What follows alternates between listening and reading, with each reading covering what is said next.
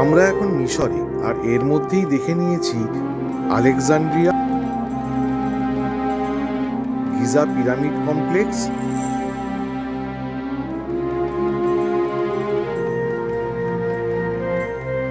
Memphis, ঢুকেছি সাকারার step পিরামিডের ভেতরেও। আর আমাদের এই সব ঘোরার ভিডিওর ইউটিউব লিঙ্কগুলো পেয়ে যাবেন ডেসক্রিপশন বক্সে। আর আজ আমরা যাব আসোয়ান, দেখে নেব হাই ড্যাম, ফিলাই টেম্পল আর আনফিনিশড ওবেলিস্ক। নমস্কার, আজ 4 ডিসেম্বর ভোর 3:30 বাজে, আর আমরা চলেছি আমাদের কায়রোর হোটেল থেকে বেরিয়ে এয়ারপোর্টের দিকে আসোয়ানের ফ্লাইট ধরব বলে। আমাদের ফ্লাইটের টাইম হলো সকাল 6:10।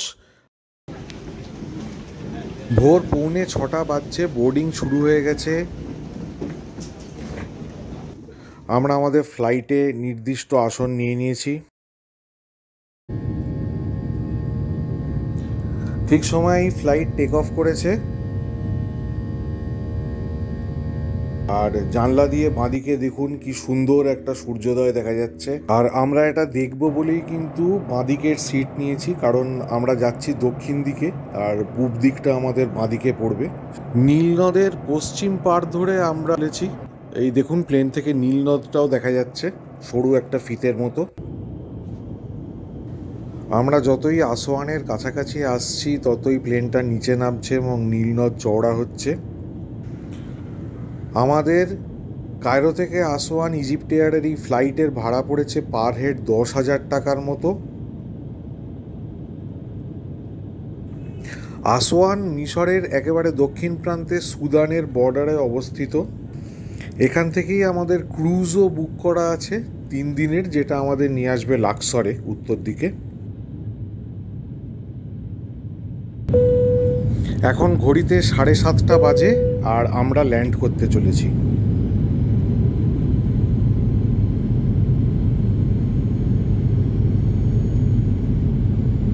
حضرات السادة الركاب، نحن 10 كنغود في مطار أسوان. نرجوكم التأكد من ربط حزام المقعد مع واحد ظاهر المخط في الوضع المعتدل الرأسي. شكرا. Ladies and gentlemen, about to land at Aswan Airport, you can request to check your seat belts and fasten and the bag of your seat in a fully upright position. Thank you. আমরা আসোয়ান এয়ারপোর্টে land করে গেছি, আর এখানে আমাদের receive করবেন আমাদের travel agent ট্রাভকো কোম্পানির guide Mona madam. Airport থেকে বেরিয়ে আমরা প্রথমেই যাব আসোয়ান হাই ড্যাম দেখতে।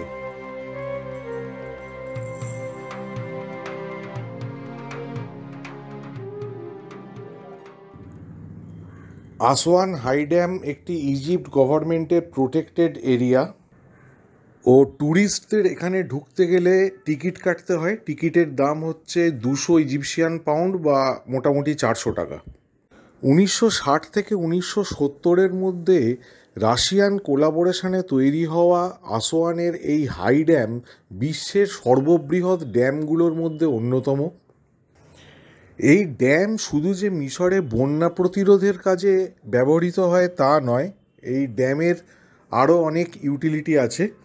সেগুলো হলো ইরিগেশন এবং হাইড্রো ইলেকট্রিসিটি। আর এই ড্যামই জন্ম দিয়েছে lake নাসেরের।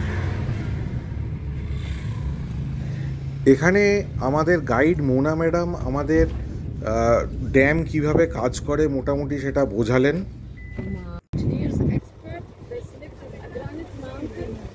They cut and shaped this granite mountain. It was like this before. Okay.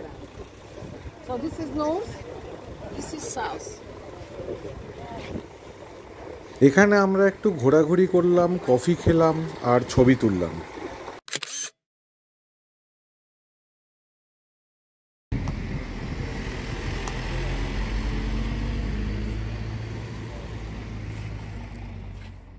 Dam দেখার পরে আমাদের পরবর্তী গন্তব্য হচ্ছে ফিলাই টেম্পল। ফিলাই টেম্পলের দূরত্ব আসোয়ান ড্যাম থেকে মোটামুটি আধ ঘন্টার মতো গাড়িতে লাগবে, এবং এটি নীল নদের মধ্যে একটি আইল্যান্ডের ওপর অবস্থিত। সুতরাং আমাদের এই একটা বোট ভাড়া করে নীল নদের মধ্যে দিয়ে যেতে হবে ওই আইল্যান্ডে ফিলাই টেম্পল দেখতে। এই ফিলাই টেম্পল আসলে অন্য একটা আইল্যান্ডে ছিল এবং 1902 সালে আসওয়ান লো ড্যাম তৈরি হওয়ার পর থেকে এটি বারবার প্রতি বছর বন্যায় প্রায় ডুবে যেত এবং সেইভাবে মন্দিরটির অনেক ক্ষতি হয়েছিল। এবং তারপরে দেখা যায় যে 1970 সালে আসওয়ান হাই ড্যাম তৈরি হওয়ার পরে মন্দিরটি একেবারেই জলের নিচে চলে যাবে।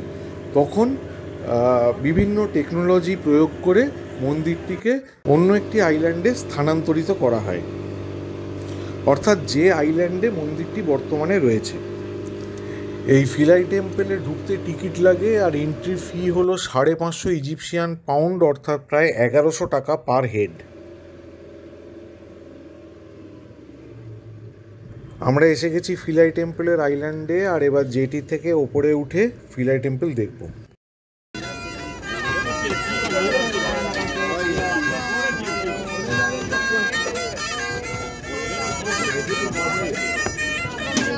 এই ফিলাই টেম্পল তৈরি শুরু হয় 380 BC নাগাদ স্বাধীন মিশরের শেষ ফারাওদের সময় থেকে, এবং এর তৈরি চলতে থাকে গ্রিক ও রোমান পিরিয়ড ধরে। এবং প্রথম একটি দেবী আইসিসের মন্দির হিসেবে তৈরি হয়েছিল, কিন্তু ক্রমে ক্রমে এর সঙ্গে গ্রিক ও রোমানরা আরও অনেক অংশ এখানে যোগ করে। It was under the water. After building the old dam, the water collected to form the small lake here. So the temple was under the water for 70 years. In 1970, they decided to save the temple. It was cut into 40,000 pieces from its original island to this island. And I show you the other island in the way. We see the walls turning to black because it was under the water for 70 years. This temple is a Greek-Roman temple. The only difference between the native temple and the Greek-Roman temple, mainly the capitals of pillars. Many kind of flowers. অধিকাংশই টলেমিক রাজত্বকালের সময়ে তৈরি এই মন্দিরে প্রধানত মিশরীয় দেবী আইসিসের সম্পর্কিত পৌরাণিক কাহিনীর ছবি খোদাই করা আছে এই মন্দিরের দেওয়ালগুলোতে।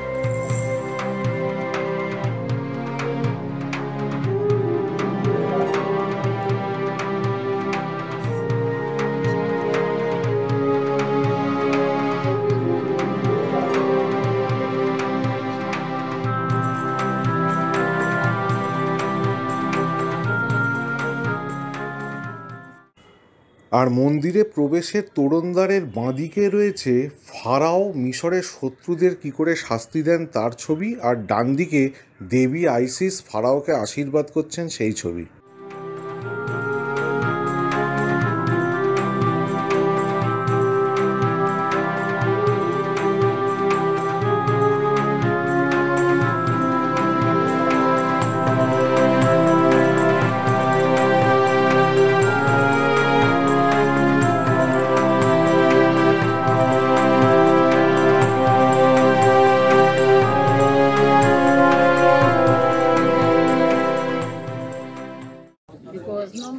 Care, no doctors.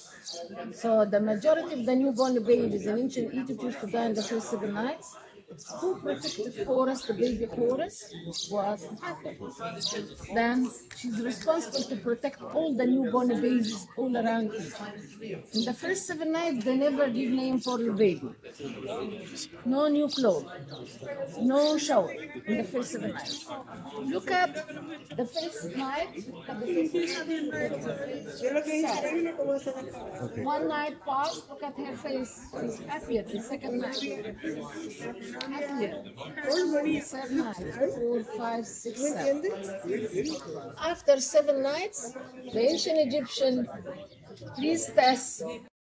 মন্দিরের ভেতরে বিভিন্ন পিলারের ওপর দেবী হাথরের মুখ খোদাই করা আছে, এবং আরেকটু ভেতরে যেতে আমরা দেখতে পেলাম যে খ্রিস্ট ধর্মীয়রা যখন এই মন্দির আক্রমণ করে তখন তারা এর ভেতরে মিশরীয় দেবদেবীর চিহ্নগুলো মুছে দেওয়ার চেষ্টা করে এবং তার উপরে ক্রস খোদাই করে।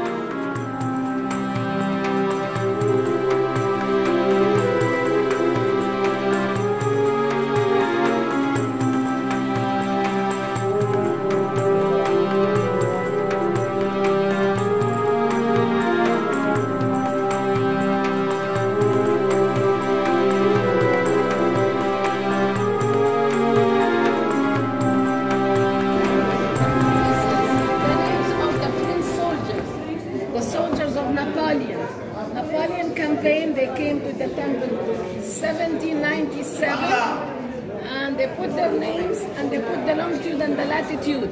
So this is the oldest GPS made by the French in the temple.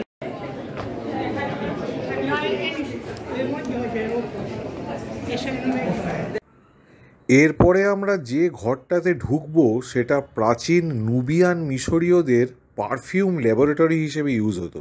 This is the room in which the Nubian priests used to put the recipes of perfumes. And this place here in Aswan used to be the first perfume factory all around Egypt because of the dry weather, and the Nubian priests used to write all these recipes in the wall. But when the temple was attacked by the Christian who converted, so because of the conflict between Christian and pagan Nubian, so they decided to remove all the recipes. They don't want to share it. But now the Nubians, they have these recipes in their mind. They pass it orally. And this is Osiris, Isis, and Horus. How we know? Because we can read the names of gods. This is between two lines, the names of the gods. Osiris, mummified, his hands out on his shoulder. His name, Nefer, Nefer, the beautiful creature, the great god. Then, Aset, the protector of the throne, the translation of Isis, the protector of the throne. This is her son Horus, this is human manifestation. This is her Aset, Horus, the son of Isis. His maximum 12. How we know? He is naked. He is sucking his finger. And he has this side tail. In ancient Egypt used to shave completely their heads, but only young boys they keep side tail. We have to go here to reserve our prayer. ভিতরে সমস্ত মন্দিরের দেয়াল জুড়ে অসংখ্য পৌরাণিক কাহিনীর ছবি খোদাই করা রয়েছে। On the walls here inside we see the Pharaoh giving offering to Horus his lost eye. You remember the eye Horus lost in the Leviticus? It's the symbol of protection and medicine in ancient Egypt. The eye of Horus, it's the symbol of protection. And the Pharaoh gives Horus his lost eye, but Horus refused to take the eye. He left his eye for the Egyptians to protect them. This is the eye to allow them to see beyond nature, to see evil, to see envy. And then প্রাচীন মিশরের পৌরাণিক কাহিনী অনুযায়ী দেবতা Horace ছিলেন ISIS ও ওসাইরিসের পুত্র।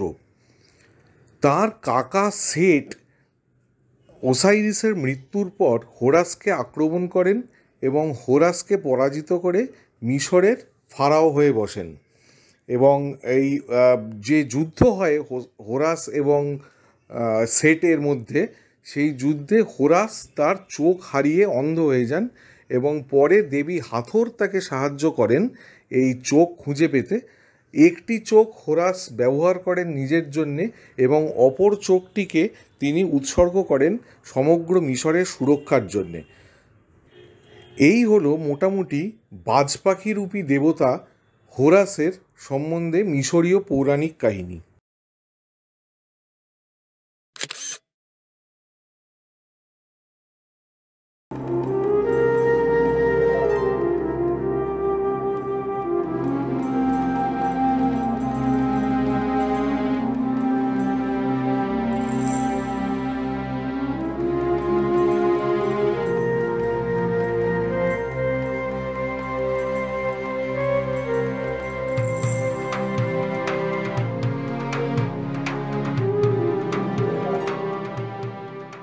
কালো বিড়ালরূপী দেবী বাস্তেত হলেন মিশরে ঘর ও পরিবারের সুরক্ষার দেবী।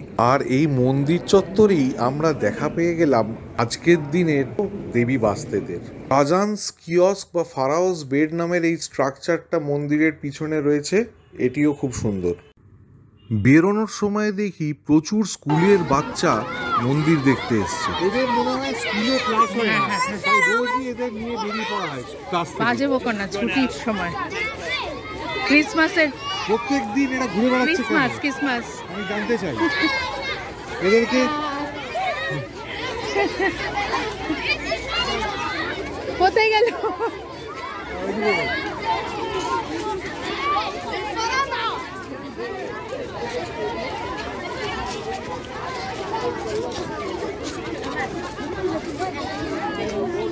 হাই, হ্যালো, হ্যালো,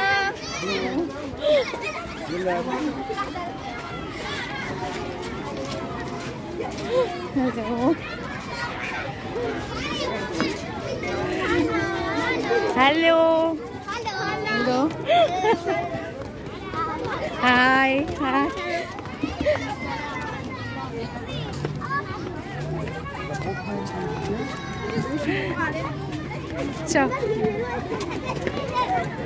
হ্যালো, ওড়াননি। মন্দিরের আইল্যান্ডটির ঘাটে প্রচুর স্থানীয় মানুষ নানান রকম পস্টার সাজিয়ে বসেছে। এদের কাছ থেকে আপনি কিনতে পারেন ইচ্ছে হলে, তবে একটু দরাদরি করতে হবে। এখানকার স্পেশালিটি হলো এক রকমের নীল রঙের পাথরের জিনিসপত্র।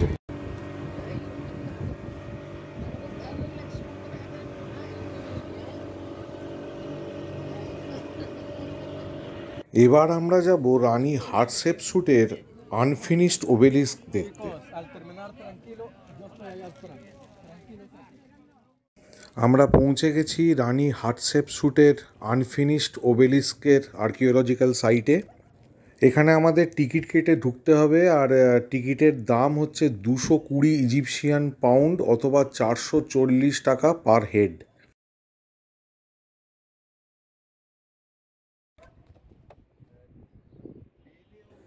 এই ওবেলিস্কটি তৈরি হয়েছিল আজ থেকে 3500 বছর আগে।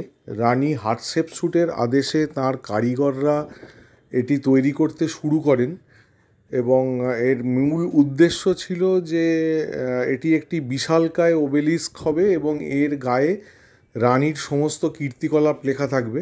কেননা রানী হাটশেপসুট খুবই একজন বিখ্যাত ফারাও ছিলেন এবং যে সমস্ত মহিলা ফারাও ছিলেন তাদের মধ্যে সবথেকে প্রোগ্রেসিভ আমরা বলতে পারি তাকে।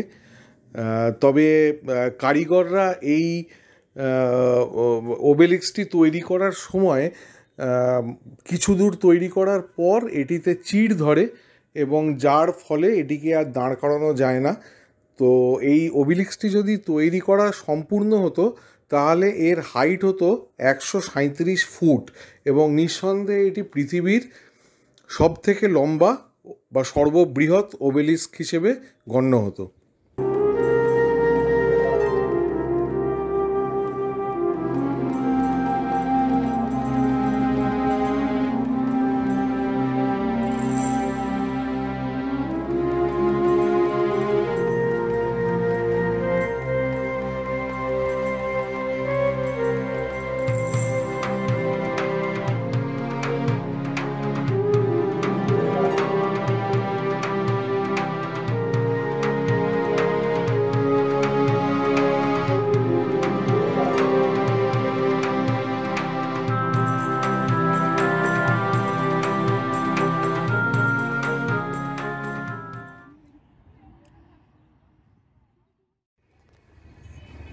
ওবেলিস্ক দেখার পরে আমাদের গাড়ি আমাদের সোজা নিয়ে এসছে আমাদের ক্রুজে উঠিয়ে দিতে।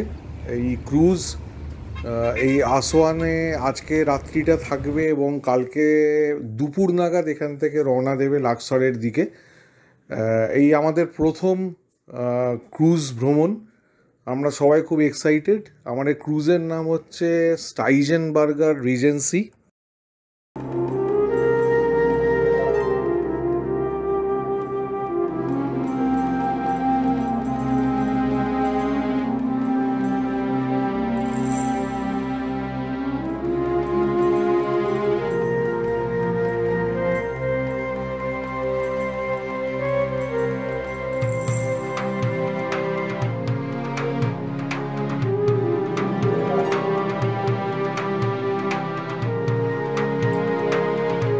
আমাদের ক্রুজ সম্বন্ধে এবং আমাদের আরও ঘোরার সম্বন্ধে বলবো আপনাদের পরবর্তী পর্বগুলোতে।